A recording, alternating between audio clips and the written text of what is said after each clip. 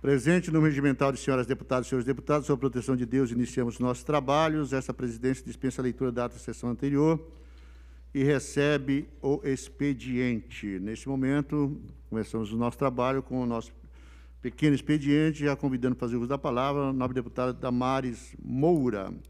Deputado Castelo Branco, tem Vossa Excelência o tempo regimental. Enquanto Vossa Excelência se dirige à tribuna, convocação.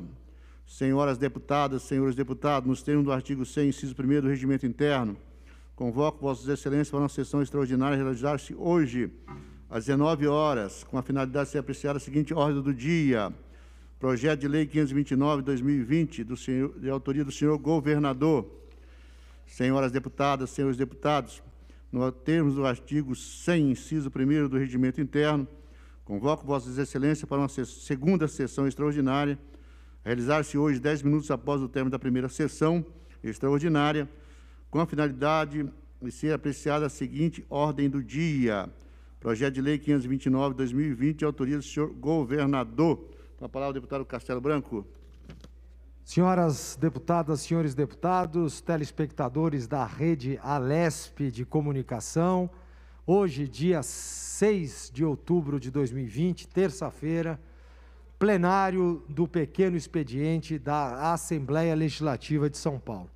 E voltamos aqui mais uma vez para denunciar o imoral projeto de lei 529.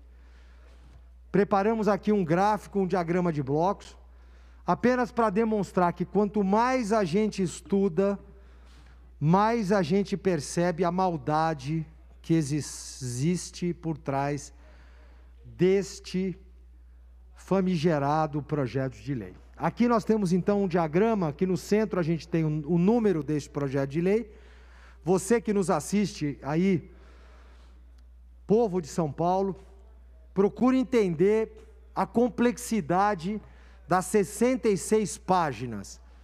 Aqui do lado esquerdo tem um triângulo escrito equilíbrio fiscal.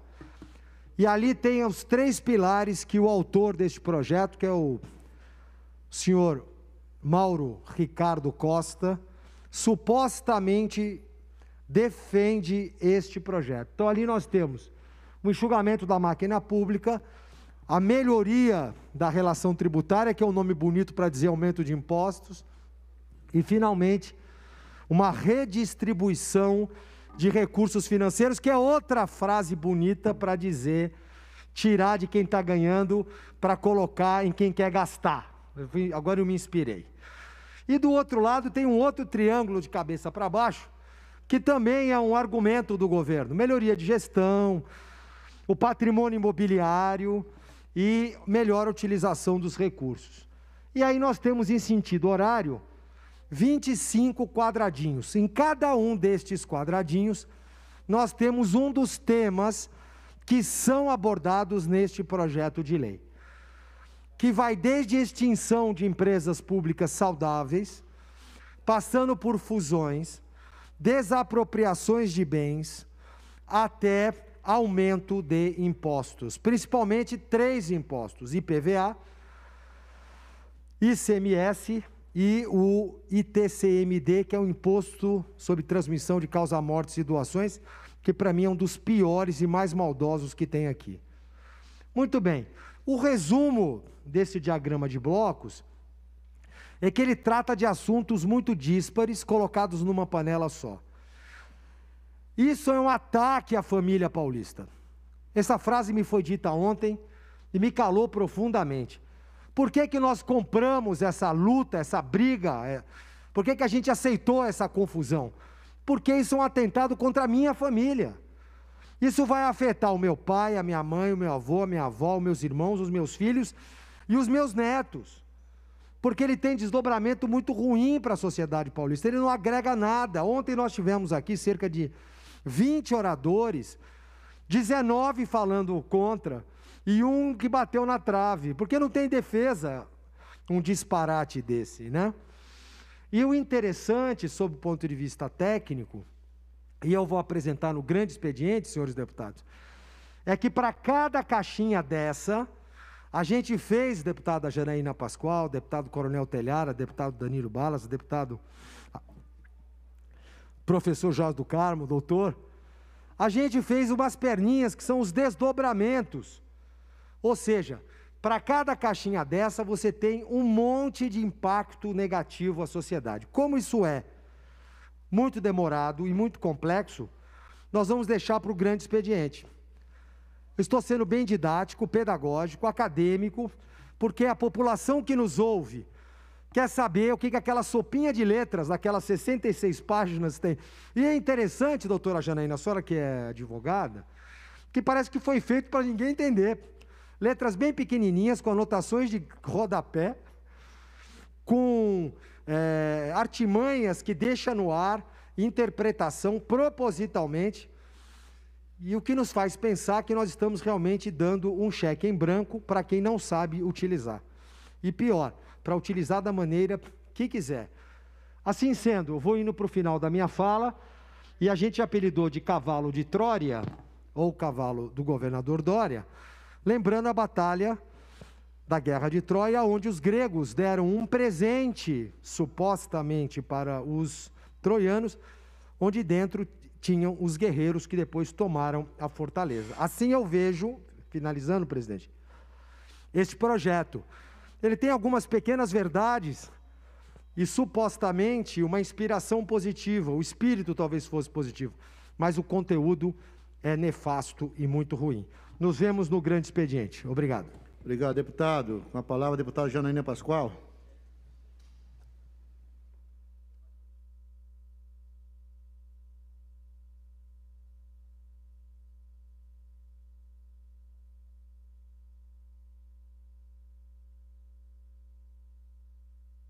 Muito obrigada, senhor presidente. Cumprimento Vossa Excelência, os colegas presentes, os funcionários da casa, as pessoas que nos seguem pela rede Alesp.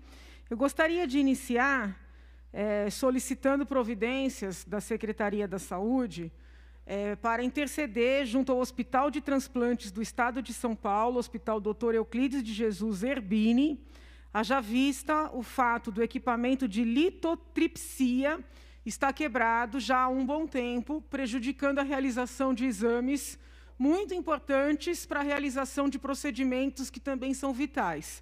Recebi um e-mail no gabinete de um senhor que está na fila para fazer esse procedimento, não consegue porque o equipamento está quebrado, não existe uma reposição do equipamento, e esse senhor não consegue, vamos dizer assim, ser realocado na fila do CROSS para, eventualmente, fazer esse procedimento num outro estabelecimento de saúde.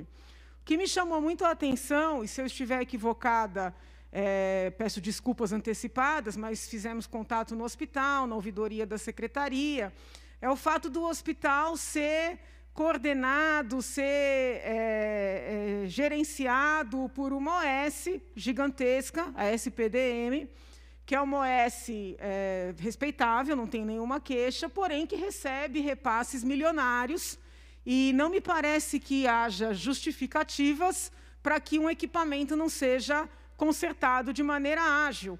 Até porque a justificativa para que mantenhamos o sistema de OS é justamente a agilidade, né? Na contratação de pessoal, no reparo de equipamentos. Toda vez que se debatem os vários modelos de prestação de serviço de saúde, equiparando, né, ou comparando o modelo público, exclusivamente público, com o modelo de OSs, o argumento para defender as OSs é justamente que no sistema público demora muito para fazer licitação, para fazer concursos, e as OSs têm maior agilidade. Ora, nesse contexto, como entender um aparelho essencial quebrado? Quando é uma excelente OS, ou pelo menos é assim que se apresenta, inclusive em depoimento prestado à CPI das quarteirizações, né, que recebe repasses milionários e as pessoas não estão podendo fazer o procedimento. Trago aqui uma preocupação que já externei na CPI das quarteirizações, que é a seguinte: a mesma OS que administra este hospital e outros tantos hospitais no estado de São Paulo e equipamentos de saúde, vai passar a gerenciar também o sistema CROSS, ou seja, o sistema de regulação. Então, veja, esse senhor que escreveu para o gabinete é um cidadão, mas provavelmente ele está passando pelas mesmas situações que outros tantos estão passando. Ele não consegue fazer o exame porque o equipamento do hospital coordenado pelo OS está quebrado. Não consegue se realocar na fila administrada pelo CROSS, porque a mesma OS diz que ele tem que aguardar naquele lugar. E quando nós telefonamos, seja num lugar, seja em outro, a informação é de que, não, o CROSS precisa ser oficialmente informado. Mas espera aí, como assim, se é a mesma OS que administra as duas pontas? Então, na CPI, eu levantei o risco, o perigo de nós termos aí um conflito de interesses. Aqui fico chocada que não estamos diante, num primeiro momento, de um conflito de interesses, mas estamos diante de uma situação de falta de comunicação. E quem paga, na verdade, é o usuário. Então, fica aqui a solicitação à Secretaria da Saúde, peço que as minhas palavras sejam encaminhadas de forma sempre respeitosa ao senhor secretário, de que providencie a recuperação, o conserto do equipamento de litotripsia no Hospital de Transplantes do Estado de São Paulo, Hospital Dr. Euclides de Jesus Zerbini. Meu Deus, 54 segundos. Então, eu encerro e me inscrevo novamente, senhor presidente. Obrigado, deputada Janaína. Com a palavra, deputado Itamar Borges, deputado delegado Olim, deputada Carla Morando, deputado Rodrigo Gambale e deputado Douglas Garcia.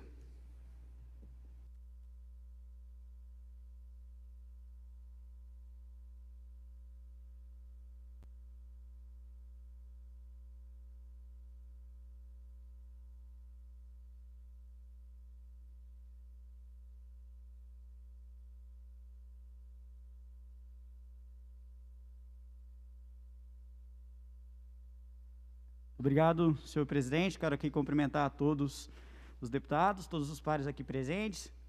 Senhor presidente, eu subo a essa tribuna hoje para, mais uma vez, solicitar aos nobres deputados que hoje, ao que tudo indica, nós enfrentaremos a última etapa nessa luta contra o PL 529 e, se Deus quiser, nós iremos vencer. E também passar um recado à população do Estado de São Paulo que está um pouco confusa com relação a esse projeto de lei. O processo legislativo é extremamente complicado, ele é bem complexo de se entender, mas para que a população fique atenta, eu não sou aqui fiscal de voto de deputado, entretanto, devido às enormes questões que foram veiculadas a respeito daqueles que estão apoiando, que não estão apoiando esse projeto de lei, é claro que, colocando em palavras simples, aqueles que votarem sim e aqueles que votarem abstenção, ou mesmo os deputados que votarem não, antes de dar o quórum de 48 votos no total, eles estão contribuindo com o governo João Dória para que este PL seja aprovado. E isso é importante que a população do Estado de São Paulo entenda.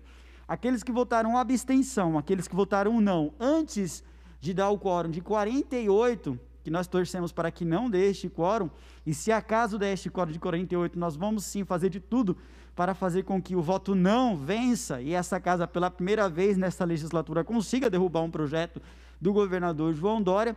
É necessário que a população esteja ciente de que aqueles que deram quórum para o governo são favoráveis a esse projeto de lei. E este projeto é um absurdo, é um projeto cruel, é um projeto que ele aumenta imposto sim, que ele, infelizmente, é um projeto que reduz e muito a questão do poder de compra do cidadão paulista, ele aumenta também, infelizmente, a questão dos gastos do cidadão paulista, e nós não podemos permitir que isso aconteça aqui na Assembleia de São Paulo. Pela primeira vez nós estamos vendo conservadores, pessoas mais à esquerda, liberais, todos eles unidos contra este projeto de lei. Tamanho é um absurdo que este projeto traz, tamanho é um absurdo que o governador João Dória, na sua ânsia por poder, na sua ânsia em acreditar que a Assembleia de São Paulo não tem vida, que o poder legislativo não poderia reagir aos seus desmandos, ou aquilo que ele pode chamar de máquina de fazer moer contra aqueles que se colocam contra a sua vontade. Porém, o João Dória precisa entender que nesta casa existem deputados que não são capachos do governador João Dória, que não se dobram às vontades do Poder Executivo. E é por isso que nessa noite eu peço mais uma vez a todos os deputados dessa casa que votem não a este projeto de lei. Alguns deputados vieram falar comigo, alguns respeitosamente, outros um tanto quanto, vou dizer, descontrolados, relacionados à questão da divulgação dos nomes daqueles que estão votando sim, mas isso é uma informação pública, isso é algo que está disponível no site da Assembleia Legislativa, isso não é esconder absolutamente de ninguém. E outra coisa, o voto do deputado, quando ele está convicto disso, eu não entendo que isso deva ser vergonhoso para o próprio deputado. Se ele está votando assim, desta forma, é bom que a população do Estado de São Paulo saiba qual é o seu voto. É um direito, inclusive, da população do Estado de São Paulo, e é por isso que eu vou dar publicidade sim, mesmo aqueles que votarem não e aqueles que votarem em abstenção antes de dar o quórum mínimo, porque este é um direito da população do Estado de São Paulo, e não faz o menor sentido os senhores deputados se envergonharem dos seus votos, se estão convictos disso. Então, mais uma vez, eu peço aos nobres deputados que votem não a este projeto de lei. Este projeto é uma aberração. Este projeto vai impactar muito na população do Estado de São Paulo. Um Oncocentro, mais uma vez aqui eu repito, tem um papel fundamental no combate ao câncer. Como foi dito pela deputada Janaína Pascoal, é basicamente um hospital, não se fecha hospital, não se fecha uma instituição tão importante que tem ajudado a população do Estado de São Paulo. O deputado Carlos Gianazzi, inclusive, estava conversando comigo ontem, que visitou o Oncocentro, viu o trabalho espetacular que eles fazem. Eu também visitei. Eles fazem as pessoas se sentirem mais humanas, diferentemente do governador do Estado de São Paulo, que além de ser cruel, quer tirar essa oportunidade que a população mais carente tem de ter um serviço, um acesso ao serviço de combate ao câncer no Estado de São Paulo. Fechar o Oncocentro é a prova digamos assim, prova de que o governador do Estado de São Paulo é cruel. É a prova da mais crueldade atingida por um político nos últimos anos, que subiu ao poder no Palácio dos Bandeirantes, e ela será concretizada por esta casa se nós simplesmente dizermos sim a este projeto de lei. Então, mais uma vez, aos nobres deputados, se pensam na população do Estado de São Paulo, não olhem para a questão de benefícios com relação ao governo, não aqui acusando deputado X ou Y, mas eu entendo que aqueles que fazem a vontade do governador teriam maior facilidade de conversa e diálogo com o Palácio dos Bandeirantes, mas pensem na população e não pensem nesse governador que só olha para um próprio umbigo. Muito obrigado, senhor presidente. Obrigado, nobre deputado Douglas. Até aqui, na permissão do deputado Douglas e mais deputados, eu sou um que fui falar com o deputado Douglas a respeito da divulgação dos nomes. Eu falei para ele que estava chateado com ele, porque o meu nome estava bem pequenininho no meio. Eu gostaria que ficasse bem exposto, maior, se possível, só o meu, porque eu tenho convicção no meu voto. Então, a minha chateação foi essa, porque estava pequenininho. Vamos expor mais. Com a palavra, deputado Adalberto Freitas, Alex da Madureira, Major Meca, deputado Jorge Wilson, deputado Coronel Telhada. O Douglas sabe, o deputado Douglas sabe que é na amizade.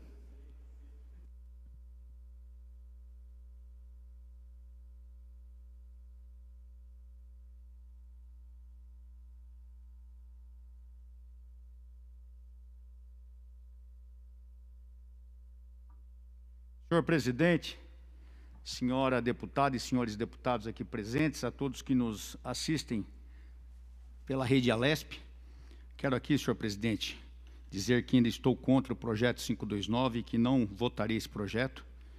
Dizer também que nessa data, dia 6 de outubro, nós comemoramos algumas profissões, me permita citar algumas. Hoje, por exemplo, é o dia do tecnólogo. Um abraço a todos os amigos e amigas que trabalham nessa profissão. Hoje também, dia 6 de outubro de 2020, se comemora mais um aniversário, porquanto no dia 6 de outubro de 1944, a Força Expedicionária Brasileira na Itália tomou a cidade de Fornace, e foi uma luta valorosa que os nossos pracinhas se sacrificaram em prol da liberdade brasileira. Falando em pracinhas, eu quero aqui citar hoje, infelizmente, o falecimento de mais um veterano da Força Expedicionária Brasileira, meu amigo, conheci durante muitos anos, lógico que uma pessoa bem mais idosa. Ele tinha 101 anos de idade, o senhor José Teixeira, era um amigo. Eu lembro quando eu era jovem tenente, ainda frequentava a FEB naqueles anos 80, o senhor José Teixeira estava lá forte, jogava um bilhar, gente boa, brincalhão, mas infelizmente nessa madrugada ele faleceu aos 101 anos de idade. Ele pertenceu ao 1º e 2º Regimento de Obuses Auto-Rebocado 105, ou melhor, é isso mesmo. Hoje é o 20º Grupo de Artilharia de Campanha, lá em Barueri. E foi um homem que, junto a mais de 25 mil brasileiros, participou durante a Segunda Guerra Mundial nos combates na Itália, fazendo com que prevalecesse a liberdade da democracia. Então, nossos heróis, os meus heróis, não morreram de overdose. Eu deixo sempre bem claro aqui. Meu herói não é aqueles maconheiros que drogado que fica se matando aí de droga, né? Meus heróis são homens e mulheres que lutam pela liberdade e lutam pela democracia, pelo bem das pessoas. Falando em pessoas que lutam pelo bem e pela democracia, nós tivemos uma ocorrência, não sei se vocês estão sabendo, em Rondônia, não sei se estão sabendo, absurdo, absurdo, guerrilha. Olha o que está acontecendo no Brasil. Pode colocar a foto dos dois, por favor, Machado? Esses dois militares, o da direita, que está de gravata ali, é o tenente aposentado da polícia de Rondônia, o tenente José Figueiredo Sobrinho. Olha o que aconteceu, ele estava pescando com mais 3 sobrinhos, num local que eles sempre frequentaram há muitos anos. Quando um grupo, pode voltar para mim, quando um grupo de pessoas invadiu a área, dias antes, e se aproximou deles ali pescando um veículo, que começou a conversar com eles e abordou esses policiais. Eles identificaram que ali era um policial e perguntaram quem era o tenente Figueiredo. Então, logo o tenente Figueiredo se apresentou, ele foi alvejado pelo grupo com cerca de 20 disparos. Foi fuzilado com mais de 20 disparos. O tenente Figueiredo Sobrinho morreu no local. Segundo testemunhas, a família frequentava o local e era conhecida por todos na região. O que ocorre é que naquelas proximidades teriam ficado perigosas após a chegada de milícias armadas que atuam com grilhagem de terra. Olha que absurdo, gente. Não bastasse isso, a polícia militar foi chamada e mandou uma viatura ao local. Ao tomar conhecimento do crime, uma viatura da PM tentou ir até o local onde estava o corpo do tenente Figueiredo, mas uma árvore foi atravessada na estrada de terra, segundo o relato dos próprios policiais. Guerrilha, técnica de guerrilha. Quando os policiais tentavam desobstruir a via, foram alvo de uma nova emboscada pelo mesmo grupo, que segundo o relato da PM, dezenas de tiros foram disparados pelos criminosos. Parte dos tiros atingiram o sargento Márcio Rodrigues da Silva. Coloca novamente, o sargento Márcio é o que está ao lado, pode ver que é um jovem, não sei se dá para aproximar, acho que não dá, né, Machado? É um jovem sargento, ele foi atingido por vários tiros. Mesmo ferido, ele tentou fugir para a mata e morreu no local. O corpo dele ficou abandonado, foi encontrado só nesse domingo, no último dia 4 de outubro. Outros 6 militares ficaram feridos, 3 policiais da última emboscada e os 3 sobrinhos do tenente da primeira abordagem, que eram policiais também. O crime foi registrado numa fazenda da BR-364, a cerca de 30 quilômetros do distrito de Mutum, no Paraná. Um outro tenente foi ferido gravemente com um tiro de fuzil nas costas e foi levado para o UPA, do distrito de Jaci, Paraná. De lá foi para o pronto-socorro de Porto Velho, fez cirurgia e o estado de saúde dele é estável. Não bastasse aí, nós tivemos outros 2 policiais baleados de raspão, que também foram socorridos e não correm perigo de morte. O que acontece é que esse grupo teve que ser mandado uma nova tropa de militares para o local para resgatar o corpo do sargento. Olha que loucura isso, guerra de guerrilha. Então, eu queria aqui dizer aos senhores que a própria Polícia Civil já fez o documento dizendo que se trata de ato de guerrilha e de desapropriação armada. E informando que a polícia vai para o local, estão tomando as providências, mas também estão sendo tomadas medidas aí para que se cerque o local. Eu queria pedir, senhor presidente, que essas palavras fossem encaminhadas ao ministro de Segurança Pública, da Senasp, Secretaria Nacional de Segurança Pública, para que tome medidas enérgicas nessa situação, junto à polícia, à Guarda Nacional e também às demais polícias, a Polícia Federal, a Polícia Militar, as Forças Armadas, porque isso não pode acontecer. É um absurdo que em pleno 2020 nós tenhamos esse tipo de tática de guerrilha. Só para fechar, senhor presidente, eu recebi aqui um e-mail da senhora Sheila, lá da cidade de Campo Limpo Paulista. E ela é proprietária de um buffet infantil e está aqui desesperada, dizendo o seguinte, com toda a tristeza e sofrimento, nosso setor aguarda a vez de poder trabalhar. No final de setembro houve flexibilização nas cidades de Jundiaí, Várzea Paulista, Itupeva, Itatiba e Itu. Lutou junto com os colegas de Jundiaí, pois acreditávamos que Jundiaí flexibilizando, as cidades também fariam. Em 9, só para fechar, em 4 de setembro tivemos reunião com o prefeito da cidade, que disse que liberaria o setor naquela semana, mas não o fez. Por quê? O prefeito da cidade de Campo Limpo Paulista falou que não vai liberar os bufês porque ele está sendo muito exposto na rede social. Então, eu queria aqui pedir publicamente, queria que as minhas palavras fossem encaminhadas ao senhor prefeito de Campo Limpo Paulista, para que ele atenda ao apelo da população concluir, e flexibilize... Só para concluir, senhor presidente, estou concluindo. 2 minutos passaram, deputado. Só para concluir, senhor presidente. E flexibilize a abertura dos bufês no local, porquanto a população precisa trabalhar e estar numa situação desesperada. Muito obrigado, senhor presidente. Obrigado, deputado. Coronel Telhado, com a palavra o deputado Carlos Gianazzi.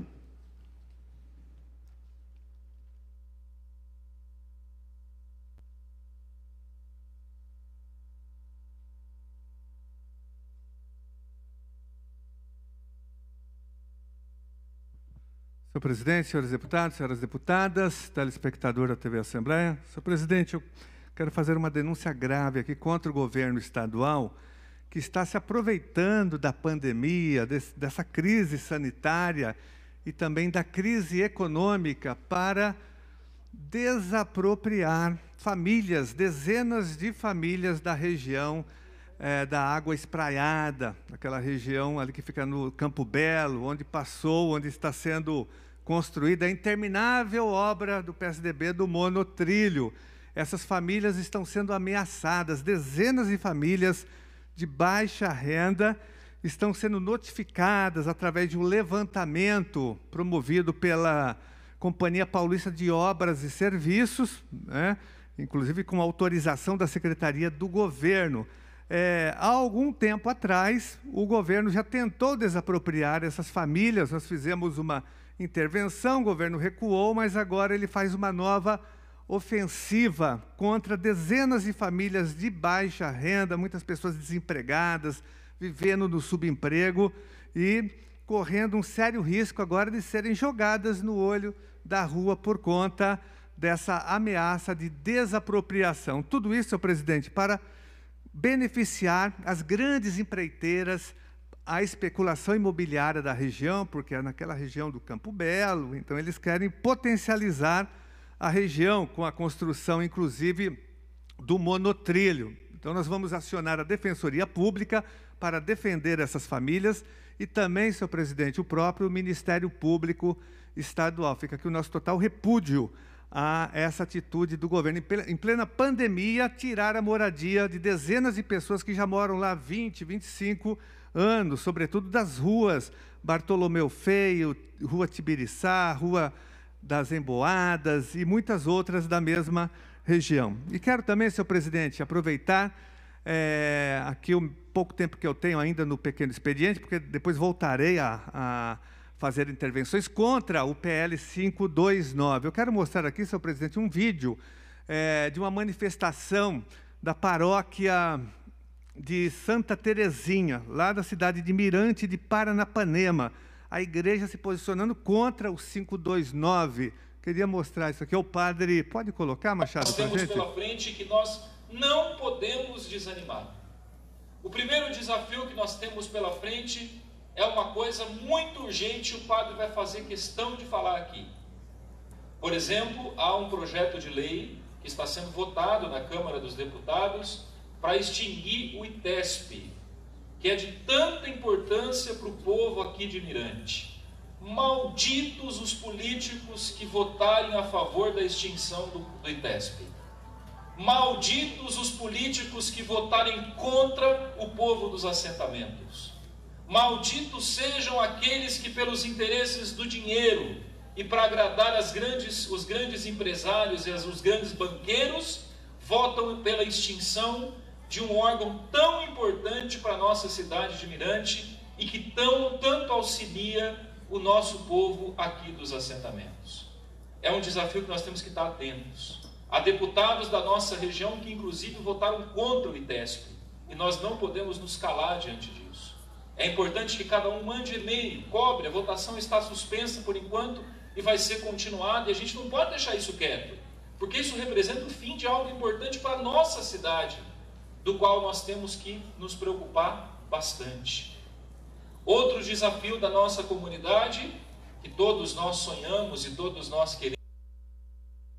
Então, senhor presidente, aqui é uma manifestação de uma paróquia, a própria Igreja Católica, deputado Jorge do Carmo, está se manifestando contra, principalmente naquela região do Pontal do Paranapanema, porque a extinção do ITESP vai prejudicar milhares de pessoas em todo o estado de São Paulo, mas, sobretudo, dessa região, né, que envolve várias cidades. Teodoro Sampaio, Rancharia, Euclides da Cunha, Rosana, Presidente Venceslau, Marabá Paulista, Presidente Epitácio, Martinópolis, Rancharia, João Ramalho, toda aquela região será extremamente prejudicada. Agora, tem deputados dessa região que se colocam contra o ITESP, vão votar contra o seu próprio povo, contra os seus próprios eleitores. É um absurdo. Então, quero denunciar isso, senhor presidente, e dizer que a extinção do ITESP vai prejudicar, sobretudo, as famílias mais pobres, os assentados, as populações quilombolas, ribeirinhas do estado de São Paulo, e vai potencializar, né, a grilagem. O deputado Telhada mostrou agora, para concluir, senhor presidente, aqui, né, grupos armados, né, de grileiros, ocupando terras, sobretudo, devolutas do estado. É o que acontece no estado de São Paulo. A extinção do ITESP vai favorecer os grandes latifundiários que ocupam terras devolutas do estado. Por isso que nós apelamos aqui para que todos os deputados e deputadas votem contra o perverso e desumano, senhor presidente, PL 529. Muito obrigado. Obrigado, deputado Carlos Gianazzi. Com a palavra, o deputado Gil Diniz. Deputado Luiz Fernando Lula da Silva. Nesse momento, vamos passar a lista suplementar, chamando o deputado Damar Borges, Edmir Chedir, deputado Jorge Wilson, deputado delegado Olim, deputado agente federal Danilo Balas.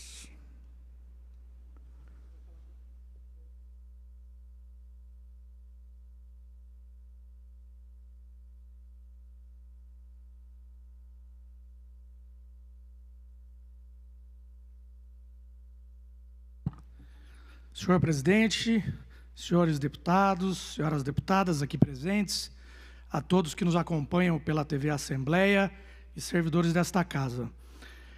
Ontem pela manhã, percorri 2 cidades da região metropolitana de Sorocaba, a minha cidade base, e as 2 cidades me colocaram preocupações quanto à extinção das empresas, em especial a CDHU.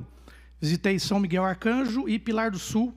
Vou passar alguma coisinha sobre Pilar do Sul, o que nós encontramos em Pilar. A cidade de Pilar do Sul está na região metropolitana de Sorocaba, tem aproximadamente 30 mil habitantes e a economia gira em torno da agropecuária e do turismo, além de uma parte de comércio e serviços públicos. Ela é conhecida como Nascente das Águas. É o portal da cidade de entrada. Próximo.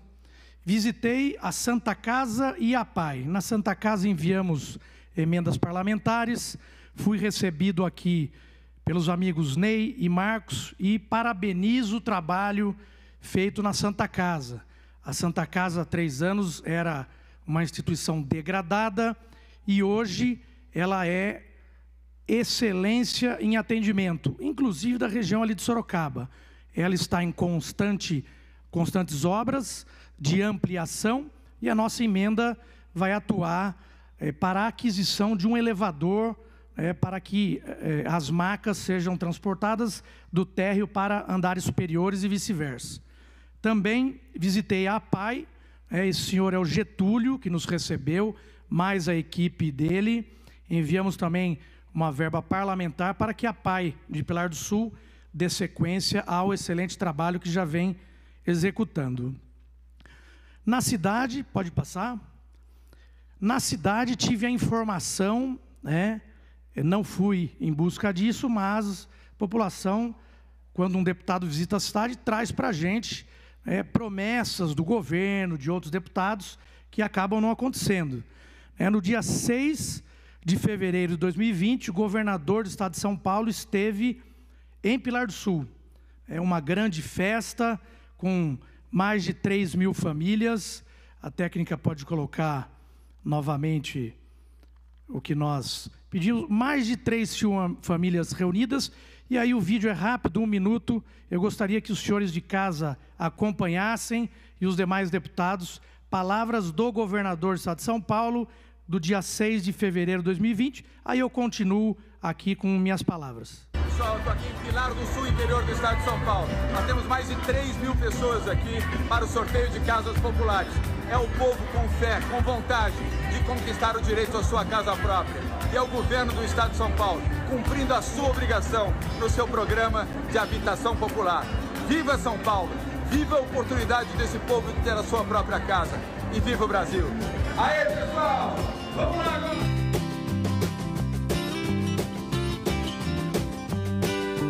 Na verdade, tudo que eu queria, né? Porque é muito difícil, na verdade. Hoje em dia é muito difícil conseguir alguma coisa, né? Por ter um trabalho e um salário pequeno, né? Então é difícil a gente conseguir. Graças a Deus, né? Eu consegui. Graças ao bom Deus, na verdade. Eu consegui uma casa. Eu não sei nem descrever a alegria, que é um sonho, não tem palavras, não existe palavras, é uma alegria indescritível. A técnica pode continuar com os nossos slides. Então, dia 6 de fevereiro, o governador esteve em Pilar do Sul. Pois bem, 3.000 famílias no recinto se inscreveram e o sorteio foi feito para 68 casas, né? 68 famílias foram, em tese, atendidas. Início da obra, previsão, setembro de 2018, ou seja, lá atrás já era para ter começado a obra. Previsão de término da obra, setembro de 2021. Então, o governo do estado ainda tem tempo para fazer, mas, deputada Janaína, será que consegue entregar a obra em 11 meses? Nós já estamos em outubro de 2020, certo, deputado Jorge do Carmo? Então, nós fiscalizamos o local, o terreno, onde essas casas deveriam já estar em obras aceleradas. Essa é a placa, né, que está caída, das 68 casas, próximo. Período da obra, temos ali, início e término. Senhor presidente, só para concluir. E a obra é parceria do CDHU e Caixa Econômica. Tá? O PL 529 quer exatamente extinguir o CDHU. Agora fica a pergunta para você de casa que me acompanha. Quem vai construir essas casas, essas 68 casas em Pilar do Sul, se o governo quer extinguir a CDHU? E para finalizar, senhor presidente, poucas imagens aí do terreno. Pode apertar o play. Olá, meus amigos e amigas da cidade de Pilar do Sul, Danilo Balas, deputado estadual. Estamos aqui na cidade fiscalizando uma obra do governo do estado, mais especificamente uma obra no sistema habitacional. Estamos aqui no terreno onde as obras deveriam estar aceleradas. Essa obra começou em setembro de 2018, no dia 6 de fevereiro de 2020. O governador do estado esteve aqui numa grande festa, entregando 68 cartas, títulos de famílias sorteadas. Pois bem, previsão de encerramento dessa obra, setembro de 2021. E como vocês podem ver, a obra está parada. Aqui na cidade, foram 3.000 famílias inscritas. E o valor desta obra chega a quase 5 milhões de reais. Este é o nosso trabalho, um trabalho de fiscalização e apoio a você que confiou o voto no Danilo Balas e a todos que acompanham o nosso trabalho. Senhor presidente, obrigado pela tolerância. Senhores de casa puderam acompanhar mais uma mentira e um descaso com você, cidadão, pois o governo quer extinguir a CDHU. Muito obrigado, senhor presidente. Obrigado, deputado. Com a palavra, o deputado Dr. Jorge Lula do Carmo. Pela ordem, senhor presidente, para uma comunicação, senhor presidente. Tem Vossa Excelência enquanto ele se dirige à tribuna. Muito obrigado, senhor presidente. Apenas para corroborar com as palavras do deputado estadual Danilo Balas e colocar o quanto é engraçado, não é, deputado Danilo Balas? Porque o vídeo que o senhor mostrou foi no mês de fevereiro que o governador João Dória estava fazendo esse evento com milhares de pessoas aglomeradas, sem absolutamente nada, no mês de fevereiro, onde nós já tínhamos casos confirmados de coronavírus aqui no estado de São Paulo, né? E eu só estou sinalizando isso porque o governador deixou as pessoas presas por muito tempo dentro de casa com a sua política do fica em casa, etc, etc. E se a gente voltar ao tempo e ver como ele se comportou bem no início da pandemia e as consequências que isso gerou, a gente consegue perceber que, diferente do que vem acusado, a culpa disso não vem do governo federal. Basta apenas o governador fazer uma reflexão e olhar vídeos como esse que o senhor trouxe aqui. Muito obrigado, senhor presidente. Obrigado, deputado. Com a palavra, deputado Dr. Jorge. Senhor presidente, senhora deputada, senhores deputados, público da TV Alesp, público que nos assiste, os assessores, né?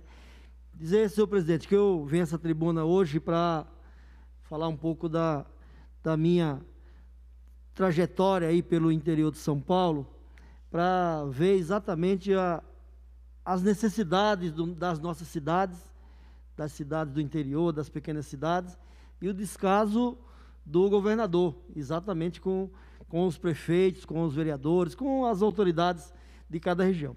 Sexta-feira próxima passada, fui até a região metropolitana de Ribeirão Preto.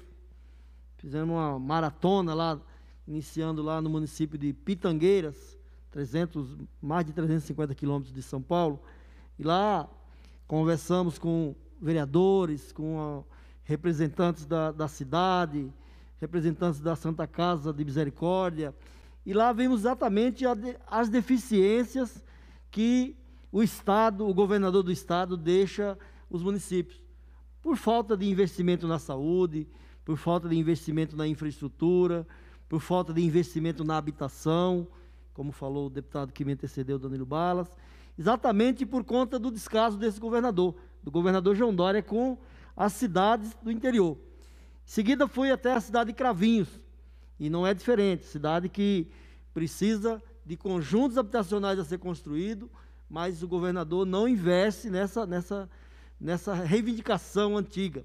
Na verdade, quem investe lá são os especuladores, os proprietários de grandes áreas investem na especulação imobiliária, mas política habitacional mesmo, política para atender a demanda das pessoas que não têm condições de comprar uma casa devidamente regularizada, não tem conjunto habitacional instalado. Então, é toda a dificuldade que tem do governador por falta exatamente dessas políticas. Seguindo a maratona, fomos até o município de Serrana. Serrana também é um município pobre, município que precisa de investimento, né? Já nas minhas emendas parlamentares já destinei recursos para a saúde pública, exatamente por conta da pandemia, e até porque saúde deve ser prioridade de todo e qualquer parlamentar, e esse ano, em especial, por conta desse vírus que assola o mundo e o nosso estado, e também verificamos a falta de apoio, de atenção ao prefeito, atenção às autoridades, no investimento nas políticas públicas, do governador também lá no município de Serrana. Em seguida foi até o município de Serra Azul, lá conversei com o prefeito, o Guto, que está no seu primeiro mandato, e ele também reclama da falta de investimento nas políticas públicas. Está construindo lá um hospital, uma casa de especialidades muito bem equipada, né? Mas precisa de recurso, falta investimento, ou seja, o governador, né, faz muita propaganda, como deu para perceber aí, mas na verdade quando visita os municípios você vê exatamente que não é bem aquilo, ou melhor, não tem nada a ver com a propaganda que o governador tanto faz, né, tanto marketing. Seguindo, fomos até o município de Santa Rosa de Viterbo. Lá também já havia destinado recursos de emenda parlamentar, da ex-deputada também, ex-deputada nessa casa por 4 mandatos, deputada Ana do Carmo. Entregamos uma ambulância lá, que já havia sido comprometida por ela. Visitamos também sindicatos, departamentos lá que também tem um trabalho muito importante no município. O prefeito não estava no momento, que está com problema de ordem pessoal, mas visitei vereadores, conversando com as pessoas, e é sempre a mesma dificuldade. Apesar de estar numa região ali, Ribeirão Preto, que é uma cidade grande, os pequenos municípios do entorno sofrem com a falta de estrutura, de condições que o prefeito o governador não atende os prefeitos naquilo que eles precisam. E concluí a visita na última sexta-feira no município de São Simão.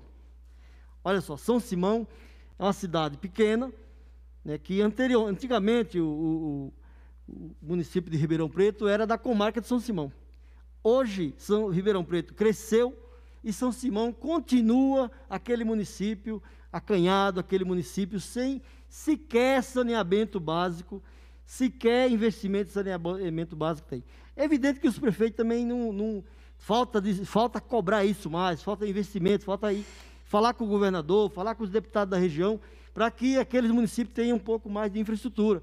Então, o resumo é, visitei 6 municípios e a reclamação é unânime. Falta investimento, falta apoio do governo do estado, falta políticas públicas para habitação, para saúde, para educação, para o transporte, para todas as políticas, para o esporte, enfim, para meio ambiente, para a questão de pavimentação de ruas, que é a parte de infraestrutura, ou seja, são muitos problemas. E se você vê, o governador, em cada lugar, vai entregar futuramente 38 casas, 68 casas, mas a propaganda parece que vai resolver o problema do Estado. Não vai ficar ninguém mais sem moradia, ou sem nenhuma política pública. Muito obrigado, senhor presidente. Obrigado, deputado. A palavra, deputado Castelo Branco. Deputada Janaína Pascoal.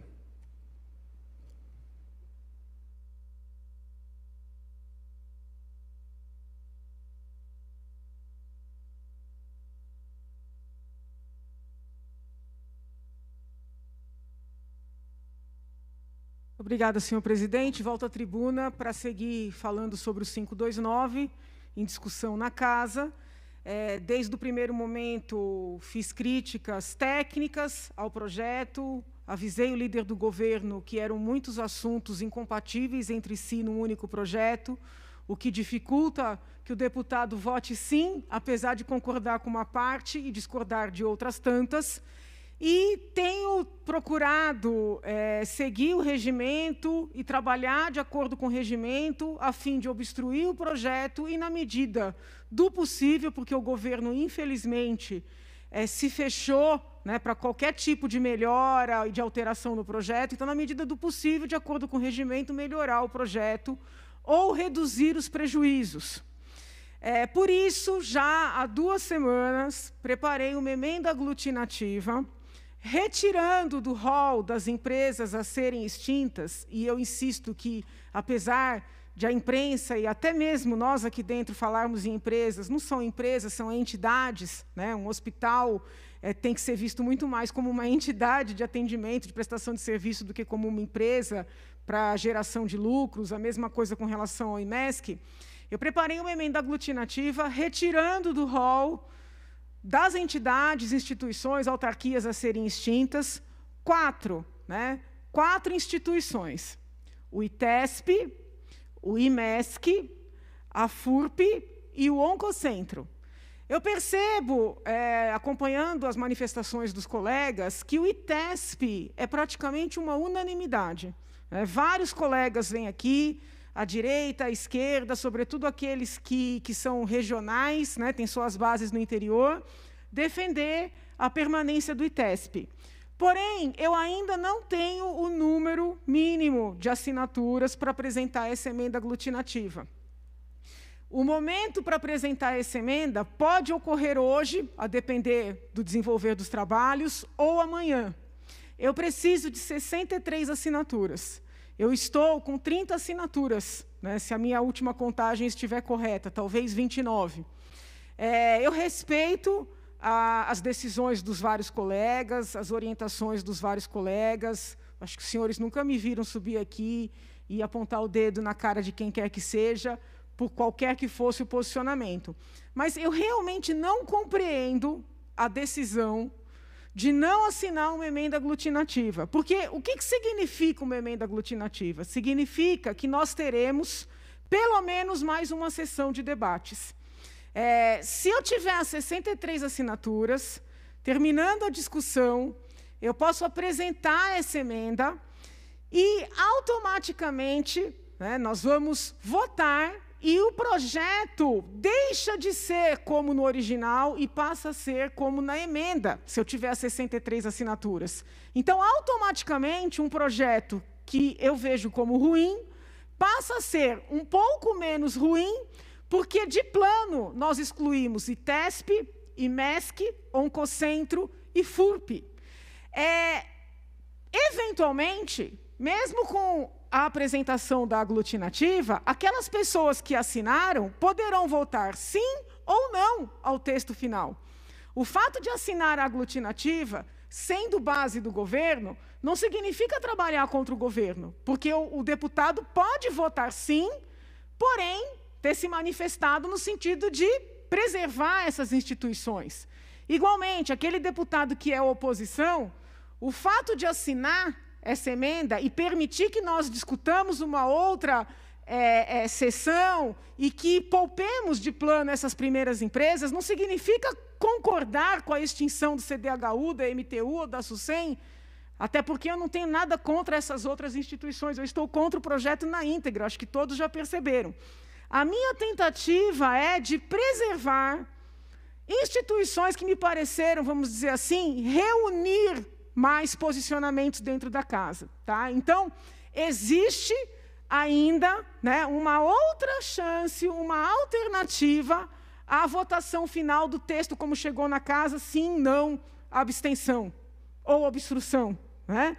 Existe a possibilidade de nós assinarmos essa emenda aglutinativa, eu, obviamente, já assinei, outros 29 colegas já assinaram, e apresentarmos essa emenda aglutinativa para, de plano, salvarmos 4 instituições.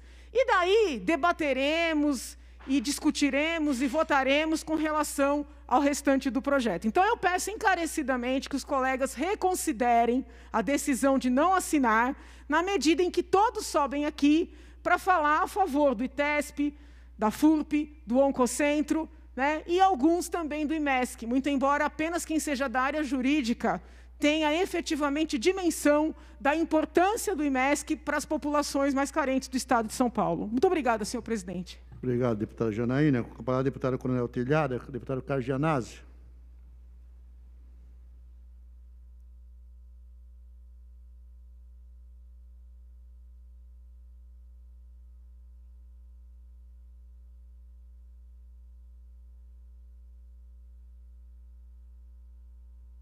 Senhor presidente, senhores deputados, senhoras deputadas, senhor presidente, eu venho mais uma vez a esta tribuna, né, cobrar o governo estadual, cobrar a Secretaria Estadual da Educação para que faça a imediata chamada em caráter de extrema urgência dos aprovados nos concursos públicos da área da educação. Eu me refiro aqui aos aprovados no concurso de agente de organização escolar, no concurso de supervisão.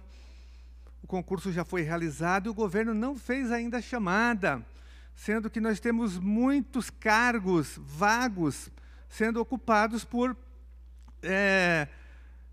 educadores e educadoras comissionados, mas já ocupando esses cargos. Então, nada mais justo e nada mais constitucional do que chamar os aprovados para esses cargos de agente de organização escolar, de supervisor de ensino da rede estadual, de oficial administrativo para as diretorias de ensino, para a estrutura administrativa da Secretaria da Educação. Nós precisamos que esses servidores sejam chamados para agilizar, né, os procedimentos administrativos, os processos dos professores, dos servidores da educação, que estão todos paralisados. E até agora nada, o governo não tem feito a chamada. Nós realizamos concursos que foram aprovados, inclusive aqui pela Assembleia Legislativa, porque todos esses concursos que eu citei, supervisor de ensino da rede estadual, agente de organização escolar, oficial administrativo e mesmo o concurso de diretor de escola, todos eles foram aprovados aqui, né? O governo encaminhou o projeto, nós aprovamos, o projeto foi sancionado, virou lei. Inclusive, quando nós aprovamos, já havia dotação orçamentária, e há dotação orçamentária, principalmente na Secretaria da Educação. Mas o governo não tem feito a chamada. E não é por conta da pandemia, não. Bem antes ele já não realizava a chamada. Não adianta colocar a culpa na pandemia. Inclusive, o governo apresentou um decreto, né, colocando obstáculos à chamada dos aprovados. Eu apresentei um PDL, um projeto de decreto legislativo que está, inclusive, tramitando aqui para revogar essa parte do decreto, esse decreto de emergência que foi aprovado pela Assembleia Legislativa. E nós aprovamos também uma lei estadual durante a pandemia, né, autorizando o governo a fazer a chamada dos aprovados. Então, o governo tem as condições de fazer a chamada de todos os aprovados da Secretaria da Educação e de outras secretarias também, dos agentes, dos servidores que foram aprovados, trabalhadores aprovados na Secretaria de Administração Penitenciária, por exemplo, que também o governo não tem realizado a chamada dos agentes penitenciários. Mas, senhor presidente, é grave a situação da educação, nós não temos funcionários na educação, faltam agentes de organização escolar, faltam supervisores de ensino, faltam diretores efetivos, faltam professores de todos os níveis nas nossas escolas e o governo não faz a chamada. O governo nem fez a remoção, inclusive, há 2 anos que nós não temos remoção para os cargos de agente de organização escolar e supervisor de ensino, senhor presidente. Então, está tudo parado, nunca aconteceu isso. Esse governo incompetente, essa secretaria que agora é administrada pelo Rocieli Ventralbo, que tem, né, na verdade, prejudicado tanto a educação estadual. Então, 2 anos sem remoção, né, e tentando implantar ainda na marra o projeto PEI, que é esse programa de educação integral. Agora, em plena pandemia, o governo forçando as escolas a aderir a esse projeto, e tem muita gente denunciando isso, senhor presidente. Ontem eu fiz um pronunciamento sobre esse tema, e também, para concluir a minha intervenção de hoje, registrar que nós somos totalmente contra a reabertura das escolas no estado de São Paulo, que já tem 1 milhão de pessoas contaminadas, já tem mais de 36 mil pessoas mortas no estado, e o Dória insistindo com essa resolução 61 para atender os interesses das escolas, das grandes escolas particulares. Então, e amanhã é uma data, né, que ele estabeleceu pela resolução para que haja volta gradativa com atividades extracurriculares. E amanhã os professores não voltarão, senhor presidente, haverá resistência, porque reabrir as escolas agora, com 1 milhão de contaminados no estado de São Paulo, com mais de 36 mil pessoas mortas, vai representar um genocídio na educação. Então, por fim, senhor presidente, para concluir, eu peço, né, que a Secretaria da Educação, que o Rocieli Ventralbo faça a chamada imediata dos aprovados nos concursos de supervisão, de agente de organização escolar, de oficial administrativo e todos os cargos da Secretaria da Educação. E faça a remoção já imediata, senhor presidente. Deputado. Muito obrigado, senhor presidente. Obrigado, eu. Com a palavra, deputado Gil Diniz.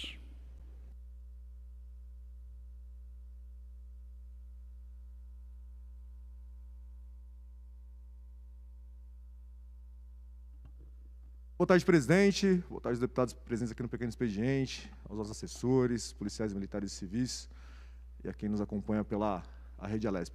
Presidente, subo nessa tribuna hoje, já era para ter dado essa notícia à casa na semana passada, não consegui, né?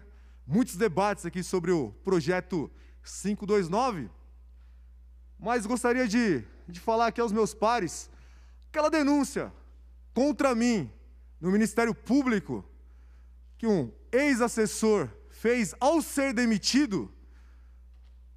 Ele alegava que eu tinha uma funcionária fantasma e que eu solicitava a devolução de parte dos salários, prática conhecida, deputado Gilmar, assim, como rachadinha nessas casas legislativas por aí. Nós sabemos que existe essa prática e nós abominamos. E desde o início, deputado Castelo Branco, vim aqui à tribuna rechaçar as acusações, bem como fui voluntariamente ao Ministério Público e deixei aberto ali o meu sigilo bancário. Todos os assessores fizeram igualmente.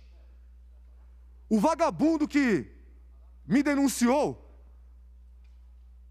não levou sequer uma única prova. Quando foi questionado pelo promotor, ele disse que não tinha nenhuma prova, que nunca devolveu nada, nenhuma parte do seu salário e que nunca viu.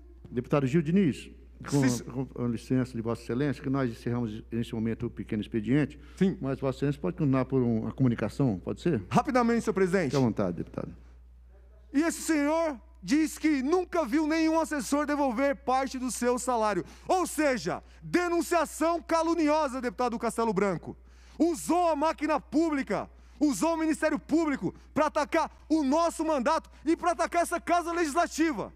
Mas pasmem vocês, ganhou um prêmio. O DEM de Suzano o abraçou.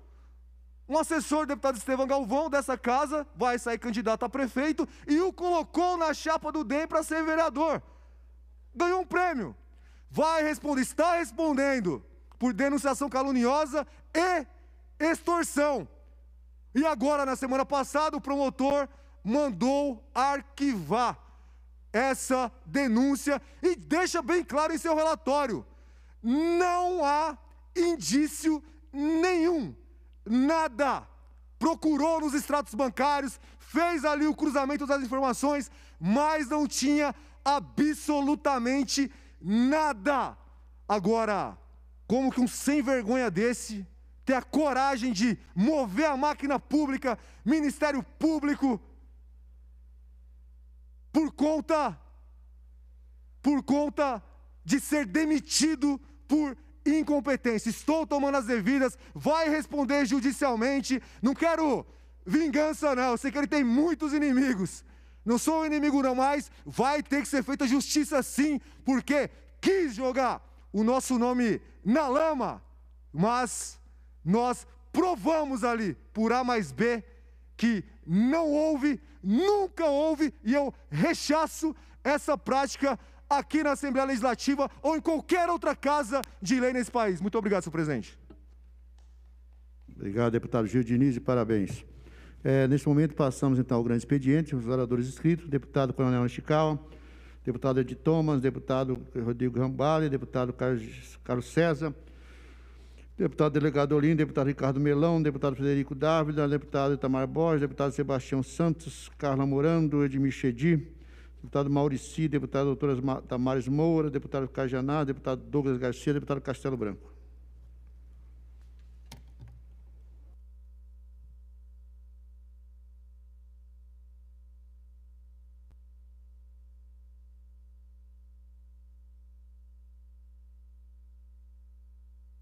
Grande expediente do dia 6 de outubro de 2020, terça-feira, 15 horas e 33 minutos.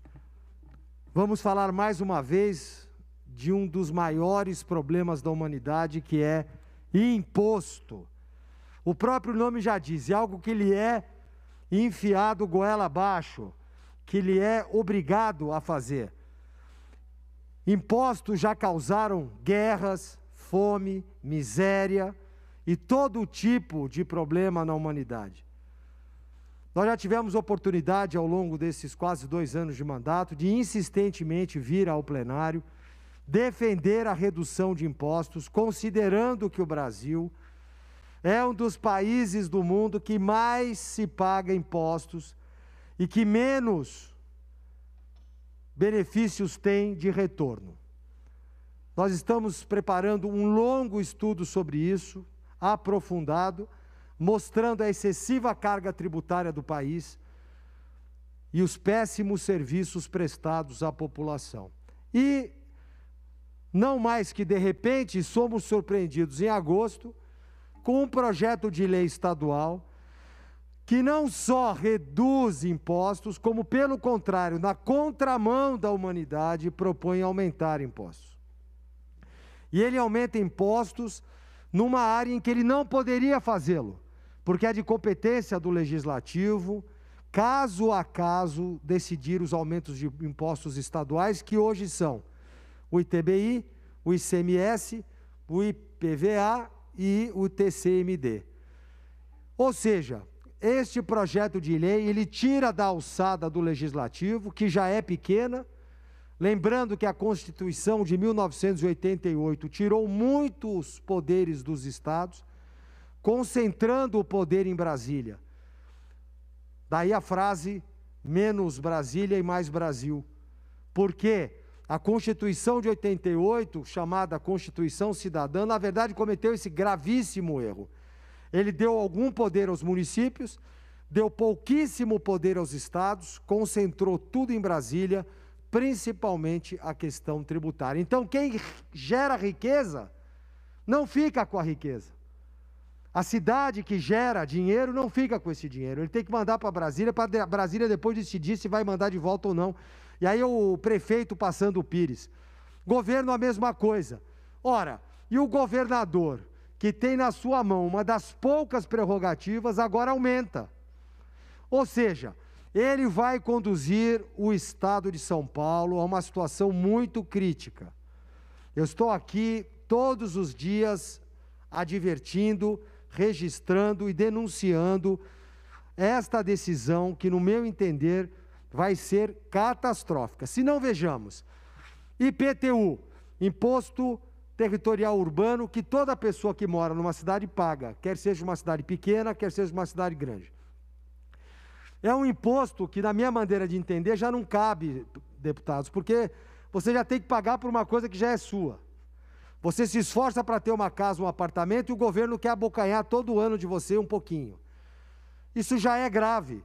Mas eles alegam que as prefeituras precisam desse imposto para promover melhorias. O fato é que ele fica com o teu dinheiro, mas não te dá a melhoria. Quando chegou aqui na cidade de São Paulo, os impostos vieram crescendo. Vou mostrar isso em breve, deputado Gil Maci, deputado Gil, no momento oportuno. Ainda que não seja pauta estadual, mas há ligação. E os impostos municipais do IPTU é o mais grave. Em 2013, na gestão do então prefeito Haddad, isso causou um impacto muito ruim, porque houve um aumento absurdo do IPTU. E não aconteceu só na cidade de São Paulo, aconteceu em vários locais do Brasil, onde haviam gestões equivocadas.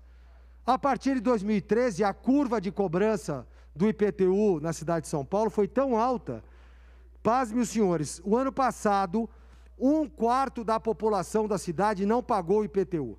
Vou repetir, 25% da cidade de São Paulo em 2019 não aguentou pagar o IPTU. Então, a prefeitura esconde esse dado. Esse ano vai aumentar por causa da pandemia. O que significa? Esse ano deve fechar com 1/3. De cada 10 pessoas, 3 bateram a mão, falou, porra, ou eu pago a conta de luz, ou eu pago IPTU, então eu não vou pagar IPTU. O que significa que é um erro grosseiro de cálculo do IPTU. Você tem imóveis em São Paulo, pequenos, que pagam 4, 5 mil reais por ano de IPTU. Na contramão, de maneira, na minha forma de entender, demagógica, eles pegaram um monte de imóveis na cidade de São Paulo e falaram o seguinte, você não precisa mais pagar, né? Para ganhar voto, eleição. Aí, aquele monte de gente que não paga IPTU, não tem almoço de graça, alguém vai pagar essa conta. Ou seja, há uma má distribuição, um critério muito ruim. Eu estou citando o exemplo do IPTU, que é catastrófico, e estou avisando, o problema do IPTU em São Paulo vai levar a um problema de judicialização em massa. Já tem associação com mais de 250 mil pessoas revoltadas, desobediência civil, quebra-quebra e confusão da classe média, que está sendo comprimida por esse problema. Que, aliás, era a intenção de quem legislou na época. Trazendo aqui para o Estado de São Paulo, este projeto 529 vai fazer a mesma coisa. Ele vai aumentar os impostos de uma forma tão violenta que a população vai bater a mão. E vai nos levar a uma situação crítica. Eu vou até arriscar um palpite segundo os cálculos dos tributaristas. 5 anos, ou seja, o governador já não estará mais aí, mas em 5 anos nós vamos ter um índice de inadimplência muito alto ou de sonegação. É a chamada curva de Laffer, que eu já mostrei aqui uma vez, um estudioso americano nos anos 70, deputado Barba. Ele fez o seguinte cálculo, se o governo cobra imposto demais, ele tem a ilusão que vai arrecadar mais. Mas é mentira, porque o que o povo vai fazer? Sonegar. Ele não aguenta pagar, ele não paga. É que nem o cara que, para sobreviver, tem que fazer de alguns artifícios. E quando ele cobra de menos o imposto não é o suficiente para ele gerir aquela cidade ou fazer a manutenção naquele equipamento público. Então tem uma equação de equilíbrio que esse financeiro, esse economista Laffer fez e que mostra o seguinte: se você aperta demais, mata o passarinho. Se você afrouxa, o passarinho voa. Resumindo, o imposto tem que ser algo justo e, de preferência, o menor possível, porque aquele dinheiro que o cidadão deixa de pagar em impostos, ele põe na economia, que circula, que gera renda, que gera emprego e que aquece a economia. O projeto de lei 529, pacote da maldade, ele vai na contramão, ele vai gerar recessão, porque quando aumentar a carga tributária vai haver mais sonegação, vai haver plano B, plano C, plano D, o dinheiro vai circular menos, o custo de vida vai subir. É um círculo vicioso negativo, a espiral descendente. Não precisa ser muito conhecedor de economia para chegar à conclusão de que o que está sendo feito, tecnicamente falando, vai levar o Estado de São Paulo a um estrangulamento financeiro. Não é só o PL 529, é um pacote de coisas que o governador está fazendo, supostamente para melhorar a gestão, mas que eu chamo de economia porca. Ele está economizando um pouquinho desse lado, mas vai criar um rombo enorme do outro lado. Não vai funcionar. Nós, em breve, na lista suplementar, se for possível, vamos apresentar o diagrama de blocos devidamente expandido, mostrando todos os impactos negativos, área a área, setor a setor, que este projeto de lei proposto pelo governo do Estado de São Paulo vai casar. Olha, o Estado de São Paulo sempre foi o protagonista financeiro da nação. Este projeto de lei vai nos levar a uma situação perigosa, delicada e de alto risco. Feito esse registro, continuaremos aqui a defender ostensivamente que esse projeto de lei não seja pautado, seja retirado e que os senhores deputados dessa casa ponham a mão na sua consciência e votem contra este projeto de lei. Estamos juntos nas coisas boas do governo, mas realmente neste caso não será saudável para a economia do Estado. Muito obrigado, senhor presidente. Obrigado, deputado Castelo Branco. Com a palavra, deputado Alberto Freitas, deputado agente federal Danilo Balas, deputado Coronel Telhada, deputado doutor Jorge Lula do Carmo, deputado Alex Madureira, deputado Sargento Nery, deputado Luiz Fernando Lula da Silva, deputado Reinaldo Augusto, deputado Teonílio Barba.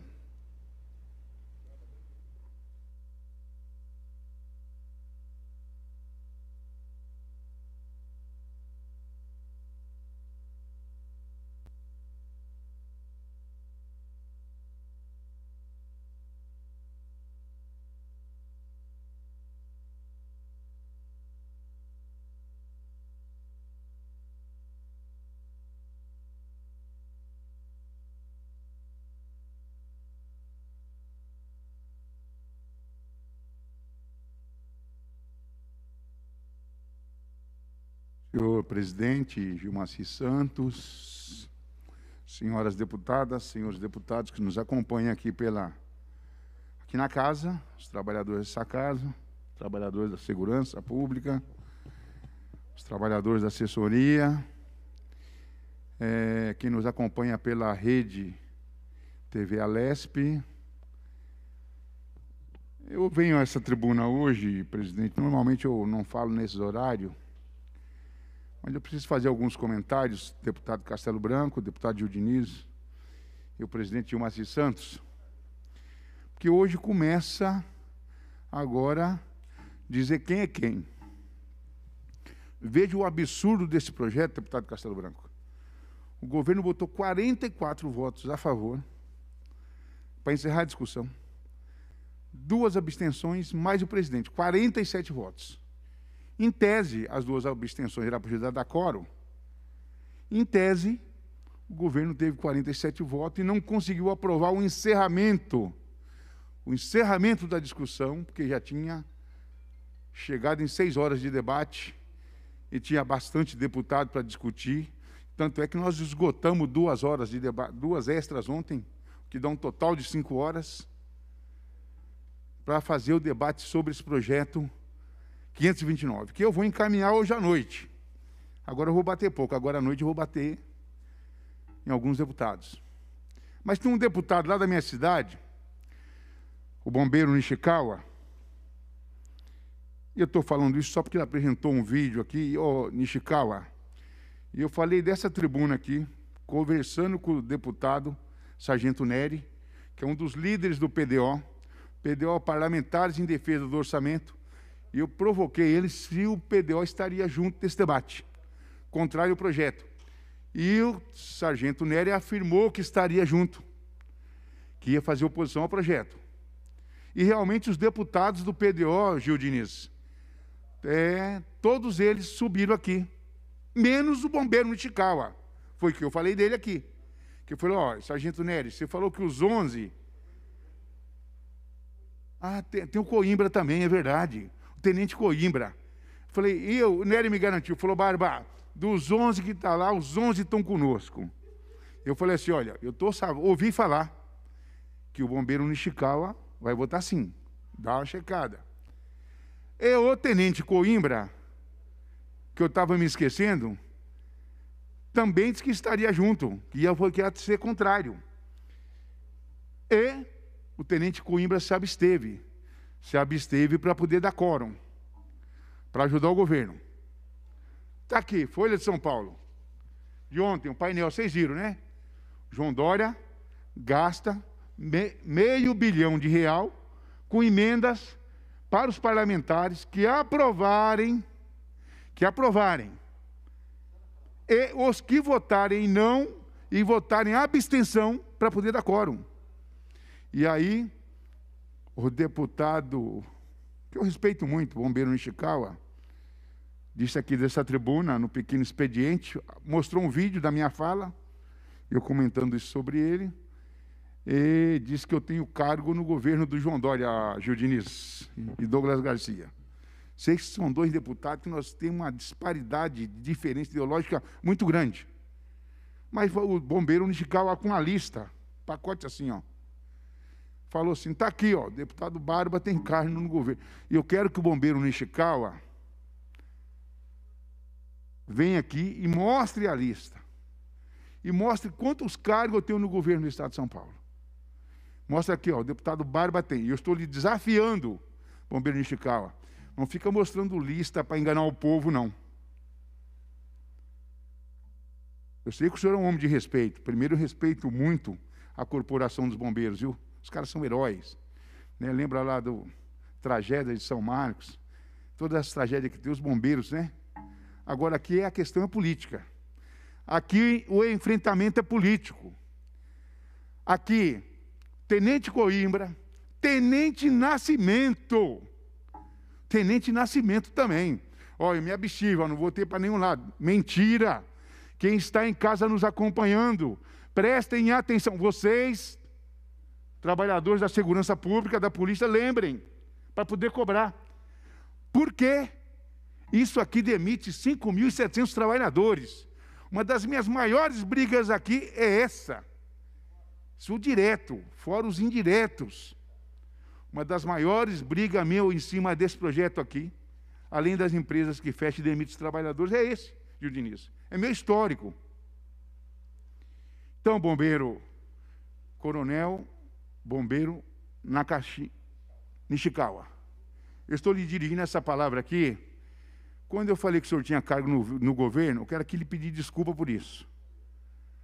Quero lhe pedir desculpa por isso. É porque me falaram.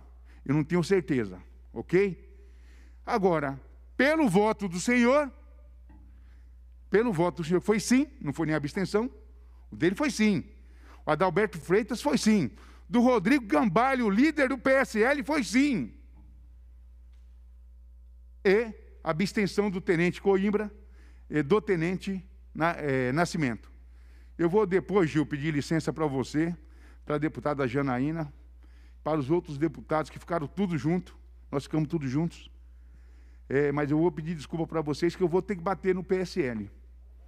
Tá? Porque, mais uma vez, se for votado, se for aprovado esse projeto, é esses 5 deputados do PSL que vai estar dando a vitória para o João Dória.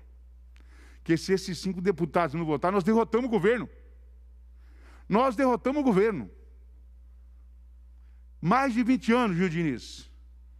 Ninguém tinha imposto uma derrota para o governo, igual nós impusemos aqui a semana passada. Um voto que nós disputamos no braço. Um voto. Mas aí, Gil Diniz, e Douglas Garcia, e deputado Castelo Branco e Gilmar Santos. Domingo eu estou andando em São Bernardo, campanha de rua, é lógico, com todos os cuidados, redobrado, de máscara e tudo. Aí vem um caminhão de som dizendo o seguinte: apoie o Orlando Morando, defenda o Orlando Morando, que ele vai defender os trabalhadores. Aí eu parei para ouvir, falei, repete, o cara repetiu, tá, vai defender. Falei, agora fala que a mulher dele está votando no projeto que fecha 10 empresas, que demite 5.700 trabalhadores. E aí comecei a falar disso, e fui falando cada empresa que era, juntaram todo mundo, umas 30 pessoas, subiram no carro de som, nos carros e foram embora.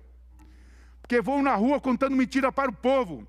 Eu quero ver a deputada Carla Morando subir aqui e falar que ela defende o projeto. Ela é líder da bancada do PSDB, é a mulher do prefeito de São Bernardo, que está falando que vai defender a geração de emprego quando apresenta um projeto. E ela tem que liderar a bancada, porque ela é líder para isso, a votar a favor de um projeto que vai fechar a EMTU, o CDHU, a FURP, a Oncocentro, Instituto Florestal, o DAESP, o ITESP, quer dizer, são várias empresas.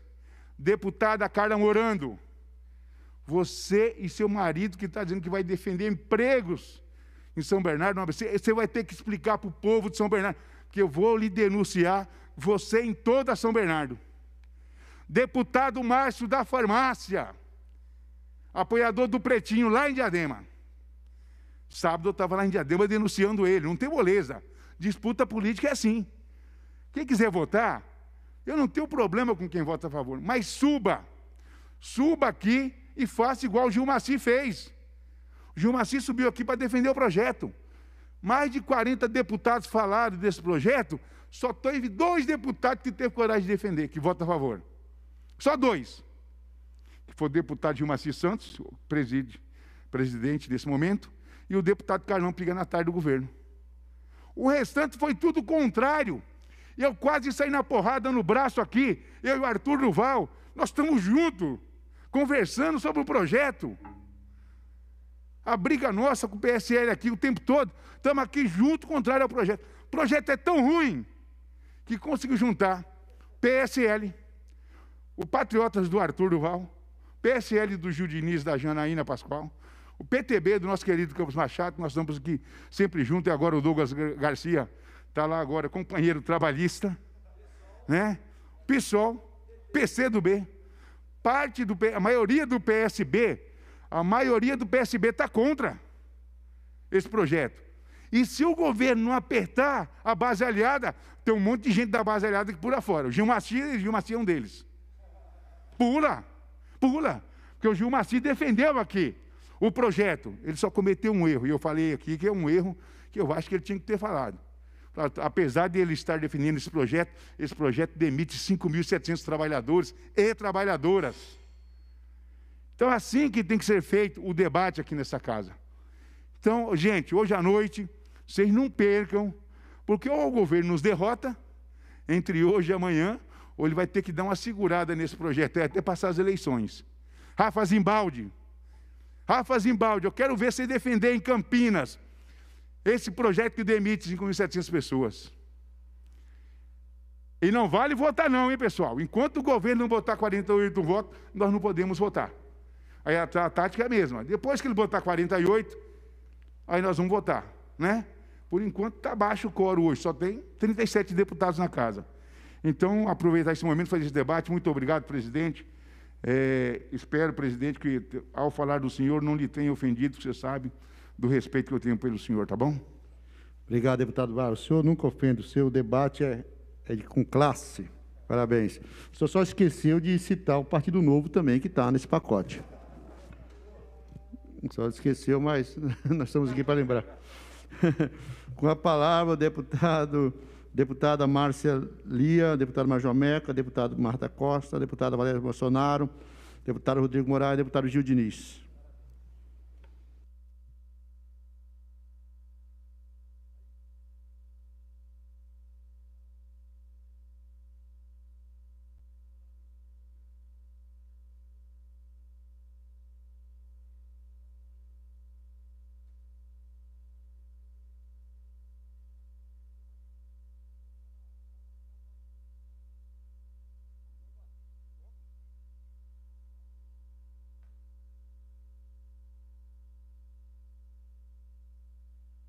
Mais uma vez a tribuna, senhor presidente, agora no grande expediente. A gente precisa fazer coro aqui ao que o deputado Castelo Branco disse, o deputado Barba agora reforçou, o deputado Douglas Garcia já falou várias vezes. Ontem, na nossa discussão, me chamou a atenção também a fala da deputada Érica. Como o Barba disse, nós temos muitas divergências. Visão de mundo, visão econômica, visão ideológica. Mas esse projeto é tão ruim, péssimo, que isso nos uniu, acabou nos unindo. Essas bancadas aí que tem várias matrizes ideológicas. A deputada disse aqui que difícil ver esses deputados defenderem o projeto. E é verdade. Fui nas redes sociais, deputado Douglas Garcia, da maioria dos deputados dessa casa. Tem os que já defendem o governo, que são governistas, que nós sabemos que são. Mas eu fui ali nos que agora estão um tanto quanto fisiológicos. São aliados do governo por ocasião. Por ocasião. Não tem nenhuma defesa, deputado Barba, desse projeto. Zero defesa, não acreditam nesse projeto. Aí nós perguntamos aqui, por que votar com o senhor governador? Por que dar mais essa vitória ao PSDB? Sendo um projeto que nós provamos dessa tribuna, no debate aqui no plenário, que aumenta imposto, acaba com centenas ou milhares de empregos. Esses deputados que estão aqui não acreditam nesse projeto. E eu fico triste, né, para os policiais que nos acompanham, porque eu fui soldado PM temporário para Castelo Branco. Passei 2 anos na Polícia Militar do Estado de São Paulo como soldado voluntário. Agora, eu queria entender o que um policial, o que um oficial de polícia militar, com 30, 35 anos de polícia militar, que foi humilhado em sua carreira pelo PSDB, passou a carreira inteira, deputado Douglas Garcia, esbravejando contra o PSDB, não teve reajuste salarial, nunca viu a tropa ser defendida por esse partido, que é um câncer para o estado de São Paulo. E no momento que ele tem, não é para se vingar não, é para dar uma resposta à tropa. É para dar uma resposta a cada policial que tombou em combate no nosso estado. O que ele faz? Ele vira as costas para a tropa, ele esquece esses 30 anos sendo humilhado nas fileiras, deputado Teonílio Barba, e vem aqui e dá mais uma vitória ao PSDB, partido que odeia a polícia militar, que sucateou as nossas forças de segurança durante esses 30 anos, ou não? Qual o legado que esses oficiais batem no peito? Sou coronel, muito bom, sou tenente, sou sei lá o quê. Já falei dessa tribuna aqui, vou repetir. Não troco a minha insígnia de soldado temporário, o bolachão de temporário, por uma estrela num braço desse tipo de policial, Eu não troco o meu bolachão por uma divisa desse tipo de praça, que na hora de chegar aqui na tribuna, dá aquela dor de barriga, a coluna doeu, sei lá o quê, né? É difícil ver uma situação como essa e aplaudir. A gente precisa vir aqui e cobrar. O deputado Arthur Duval colocou ontem aqui. Aí você olha, voltou com o governador, deu quórum, ajudou o PSDB mais uma vez contra os interesses do povo de São Paulo. Aí o presidente vem aqui, aí quer dar uma de bolsonarista, quer falar que é Bolsonaro, ajudando aqui pelos túneis, pelos bueiros da Assembleia Legislativa, ajudando o PSDB, e depois quer vender a imagem para o nosso público, que é Bolsonaro. Ah, toma vergonha na cara, meu. Faça-me um favor. Qual o legado que vocês vão deixar? Quando olharem a trajetória de vocês, vão falar, olha, um baita de um policial, um baita de um praça, um baita de sei lá o quê. E no final da sua trajetória, massacrou a tropa, massacrou o povo de São Paulo e ajudou o PSDB. E eu digo mais aqui, não só para os nossos policiais, militares, civis, eu falo para o povo de São Paulo e para o povo brasileiro. Deputada Mônica, eles não são covardes apenas para defender esse projeto, que a maioria nem leu, sequer leu. Eles têm vergonha de defender o governador, e não é só esses fisiológicos não. A base do governo, os deputados do PSDB, têm vergonha de defender o governador, tem vergonha do 45, deputado Arthur Duval. Eles estão escondendo nesse momento, nas suas campanhas eleitorais, o governador do estado de São Paulo, que é do PSDB. Põe aqui algumas imagens na tela, por gentileza. Vou mostrar para vocês aqui. Povo de São Paulo, olhem bem isso aqui. Pode colocar? Olha só. A Analice Fernandes, ela apoia o engenheiro Daniel em sua cidade. Ela apoia o Daniel. Procurei na rede social dela a foto com o governador pedindo voto para o Daniel. Estão escondendo o deputado Castelo Branco, o governador. Estão escondendo. Passa a próxima, por favor. Carlão Pignatari, líder do governo. Está apoiando aqui o Seba. Está escondendo o governador, líder do governo. Põe o governador no santinho. Coloca no santinho. Maria Lúcia Amari, Sorocaba. Não tem, eu procurei desde o início da campanha, não tem uma única foto com o governador. Passa, por favor.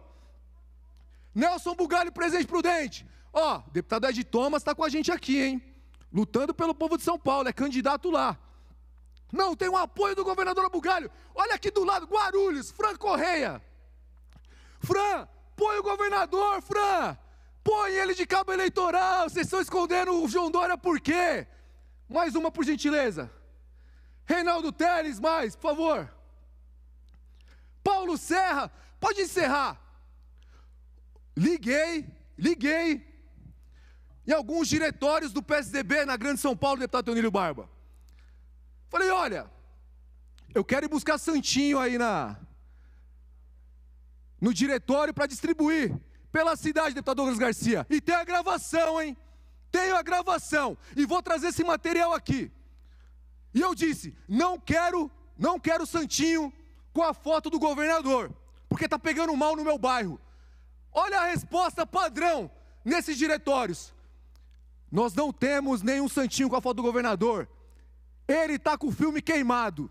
Se sair alguma pesquisa que ele aumentou a popularidade ou que ele recuperou a popularidade, aí nós vamos imprimir santinhos com a foto dele. Eles não têm. E eu desafio aqui, você que me ouve aqui no estado de São Paulo, vai no diretório desse candidato a prefeito do PSDB, pega esse material e manda aqui pra gente mostrar aqui na Assembleia Legislativa. Os caras têm o governador, tem a máquina do estado de São Paulo e tem vergonha. Nós sabemos por quê, né? Esse governador é uma vergonha mesmo. Todo mundo te odeia, João Dória. Os deputados da sua base aliada aqui, ó, te odeiam, te detestam, não suportam. É claro que eles não vão falar isso na sua cara porque vai te magoar. Mas eles não te suportam. Agora ver policial civil, militar, botar o dedo aqui e votar sim, dá quórum, pelo amor de Deus.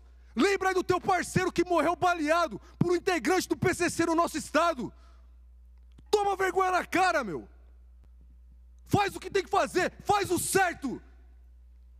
A gente sabe que você tem interesse, mas defende primeiro a tua consciência, porque não é possível lembrar de um parceiro baleado, lembrar daquela viúva chorando, como nós vemos nos velórios, nos sepultamentos dos nossos policiais, e dormir tranquilo, dando a vitória mais uma vez ao PSDB, ao governador João Dória, que não está pensando em você, não quer saber do teu mandato e não vai te ajudar em absolutamente nada. Pelo contrário, nem a base do governador, nem os deputados desse partido estão apoiando ele e estão escondendo essa lástima de governo que nós temos do estado de São Paulo. Muito obrigado, senhor presidente.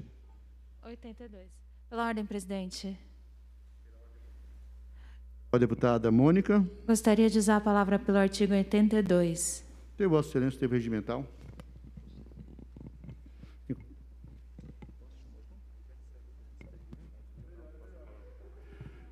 Deputada Mônica, antes de Vossa Excelência chegar lá no microfone, na tribuna, chamar aqui os deputados do grande expediente para encerrar, que seriam o coronel Márcio Nishikawa, Janaína Pascoal e Jorge Wilson. Então, aqui nós encerramos o grande expediente. Com a palavra a deputada Mônica, para falar pelo artigo 82, para a liderança do PSOL. Aqui para o plenário, que agora como é que eu toco nesse microfone? Gil, eu sei que você está com raiva do Cauê e quer multá-lo em 100 mil reais, mas coloca a vida de todo mundo em risco. Use máscaras, pelo amor de Deus, deputado. Eu vou fazer isso mesmo. Boa tarde a todas e a todos. A gente está num dia de votação de pauta bastante polêmica aqui na Assembleia Legislativa. Nós vamos votar um projeto que ninguém sabe explicar por que é que nós estamos votando, senão a vontade do governador João Dória de ser carrasco, de extinguir empresas públicas, de demitir servidores públicos, de atacar fundos da população.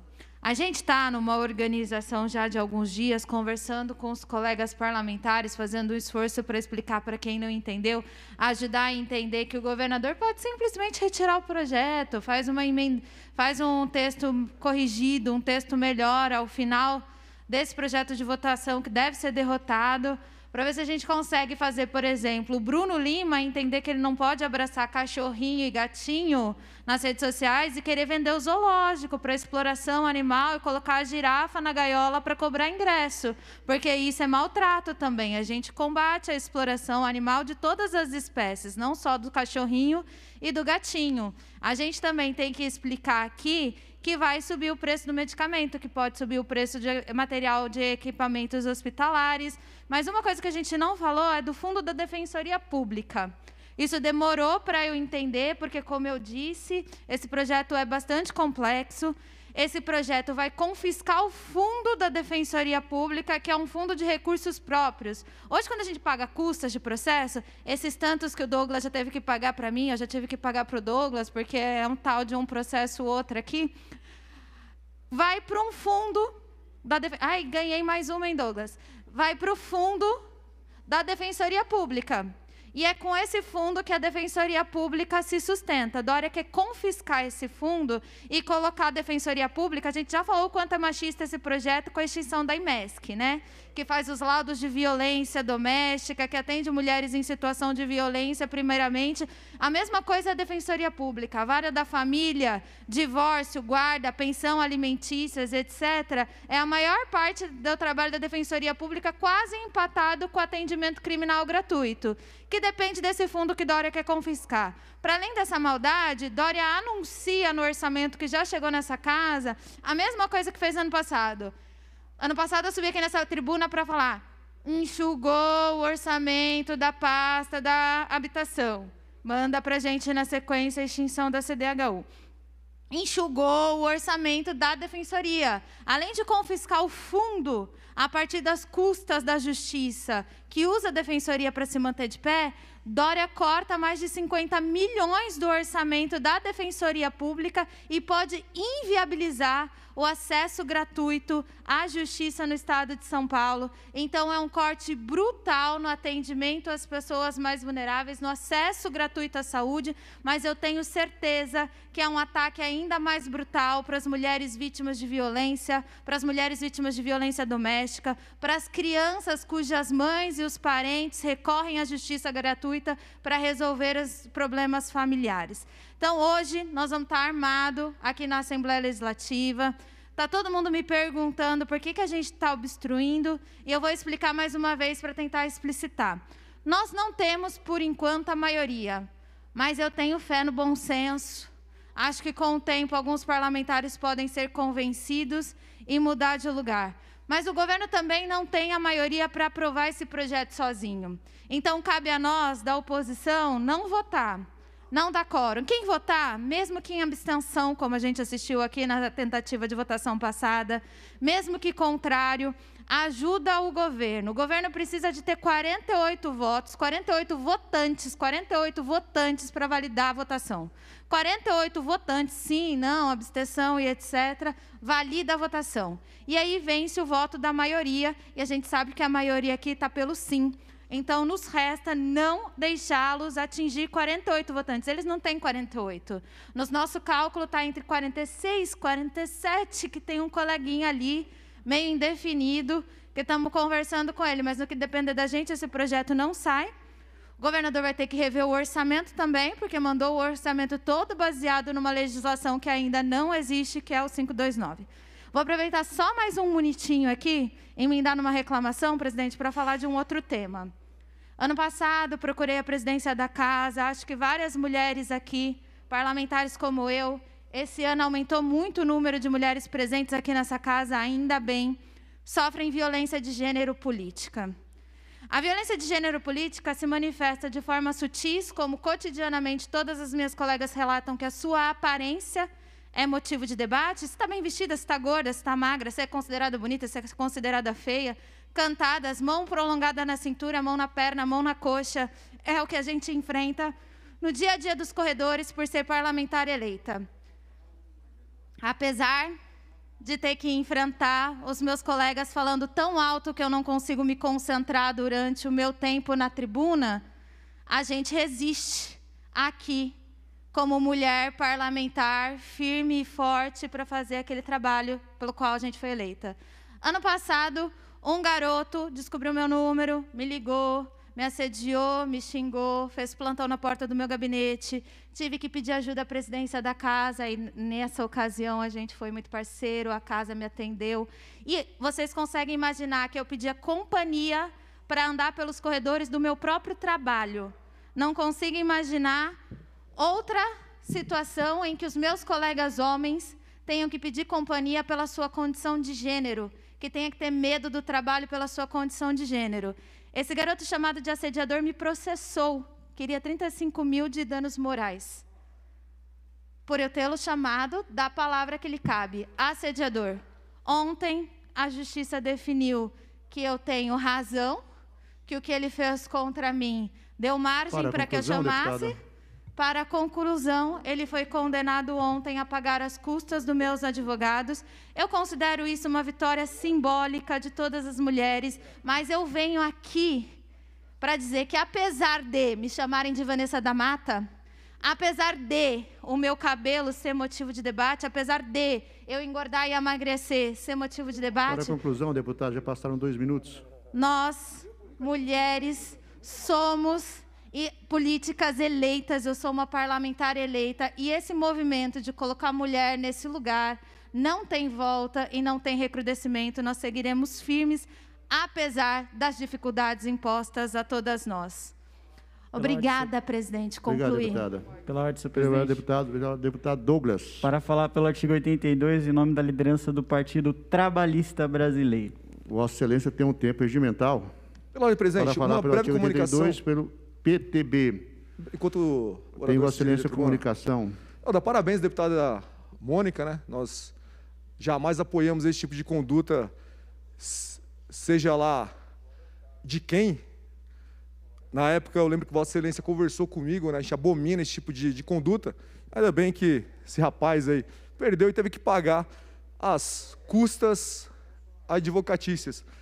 Mas, deputado Douglas, para isso que a gente defende a legítima defesa para homens, mulheres, brancos, negros, seja lá quem for. De repente, a deputada Mônica pode usar esse valor das custas advocatícias e fazer aí um treinamento, adquirir uma arma de fogo para defender a sua vida contra esse tipo de marginal que colocava a sua vida em risco. Eu tenho certeza que qualquer homem nessa casa, armado, que a visse sofrendo qualquer tipo de violência, de pronto faria uma intervenção para defendê-la, deputada Mônica, desse tipo de marginal. Muito obrigado, senhor presidente. Por uma breve comunicação, posso, Douglas? Posso? Vamos ouvir o deputado Douglas, depois Vossa Excelência fala. Ele me permitiu. Vamos ouvir, eu a gente é só um minuto. É só um minuto. Obrigada. Um minuto. Isso, Vamos lá. minuto. Primeiro, eu não gostaria de ser defendida, porque antes de ser defendida, eu gostaria de não ser violentada. Então, a gente está na pauta positiva de dizer para os garotos que eles não têm a possibilidade.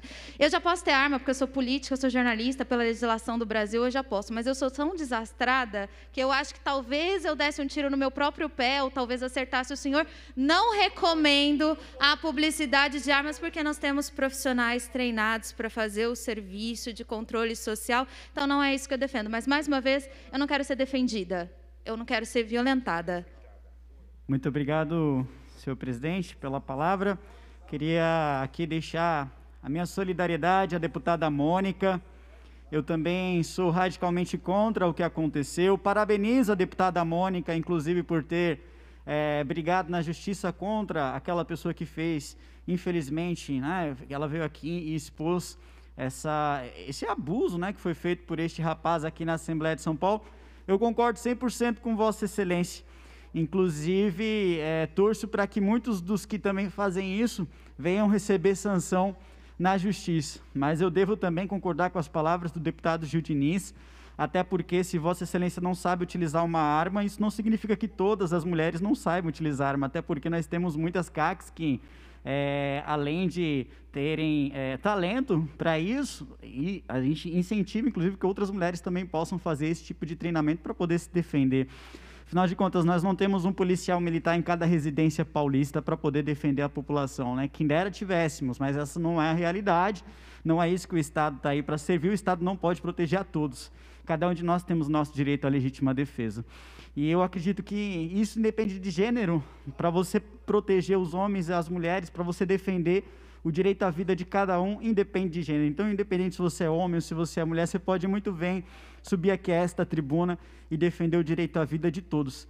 Mas, da mesma forma que eu parabenizo a deputada Mônica por ela ter vencido esse processo, mostra que a minha solidariedade pela perseguição que ela passou, eu gostaria muito que a deputada também mostrasse a mesma solidariedade pela perseguição que eu passei, por inclusive muitos militantes do PSOL, durante esta pandemia, mais ou menos no final de maio, início de junho, que simplesmente vazaram os meus dados nas redes sociais, que perseguiram a minha família, enviaram mensagens à minha família, né, aqueles ditos antifas que a senhora defende, a deputada Isa Pena defende, deputados do PSOL defende, inclusive alguns do PT também, mas com mais veemência os deputados do PSOL. E essas pessoas criminosas, além de vazarem os meus dados, me ameaçaram. Eu tenho diversos boletins de ocorrência registrados aqui nesta Assembleia Legislativa, e eu acho um absurdo enorme, parlamentares como a senhora deputada Mônica, que foi eleita representante do povo brasileiro, representante da população paulista, ou pelo menos de uma parcela da população paulista, vir publicamente defender esse tipo de pessoa. Seria um tanto quanto... se eu, por exemplo, defendesse aquela pessoa que a agrediu, que veio aqui para te perturbar, para te perseguir, isso é um absurdo, jamais defenderia uma ação como aquela. Agora, muito me entristece a senhora, além de não se manifestar contra os militantes de esquerda que vieram para cima de mim, que me perseguiram, que vazaram meus dados nas redes sociais, que ameaçaram a minha família, que me ameaçaram, né, que cometeram todo tipo de atrocidade nas ruas. Além da senhora não se posicionar, a senhora inclusive chegou a defendê-los, dizendo que são pessoas democráticas, quando elas estavam nas ruas defendendo a agressão a instituições como a Presidência da República, a pessoas que defendem a pauta conservadora. Isso é uma coisa que não tem lógica, né? Então, eu espero muito mesmo que a senhora tenha o mesmo papel que eu estou tendo aqui neste momento, de reconhecer que o que foi feito durante essa pandemia foi absolutamente errado. E eu espero, do fundo do coração, que Vossa Excelência, a deputada Isa Pena, se coloque contra essas pessoas raivosas, odiosas, violentas e agressivas, que fazem parte da militância de esquerda, fazem parte da militância do PSOL e do PT, que se posicionaram contra mim, que me perseguiram e que até hoje me perseguem. E eu vou lutar na justiça contra cada uma delas até o fim, né? Contra todos os abusos que eles cometeram. E da mesma forma que a senhora venceu, eu também vencerei, porque eu acredito que a justiça, ela preza pela verdade. Se você tem a verdade, você não tem absolutamente nada a temer, né? Então, voltando aqui ao assunto, senhor presidente, falando sobre o PL 529, nós estamos prestes a votar este projeto de lei absurdo que está nesta Assembleia Legislativa. Eu espero que todos os deputados coloquem a mão na consciência. Nós temos agora a chance de mostrar para o governador do estado de São Paulo que nós somos um legislativo livre, que nós somos um legislativo independente, que nós somos um legislativo aguerrido, que vai lutar pela nossa liberdade e que vai lutar pela autonomia desta Assembleia Legislativa. Senhores deputados, aqueles deputados que votarem favorável ao 529 serão lembrados para a história. Serão marcados para a história, deixarão a sua digital na história dessa Assembleia Legislativa, porque apesar das divergências ideológicas que eu mostrei aqui, entre mim, entre a deputada Mônica, entre a deputada Isa Pena, entre todos os deputados de esquerda dessa casa, nós estamos juntos sim contra este PL, porque nós entendemos que este projeto de lei, ele agrada somente aqueles que infelizmente não estão do lado do povo, que estão do lado do governador do estado, que quer pisotear a população. E para concluir, senhor presidente, este projeto de lei mostrará quem são os deputados que são capachos do João Dória e aqueles que são livres para poder escolher o seu próprio voto. Muito obrigado, senhor presidente.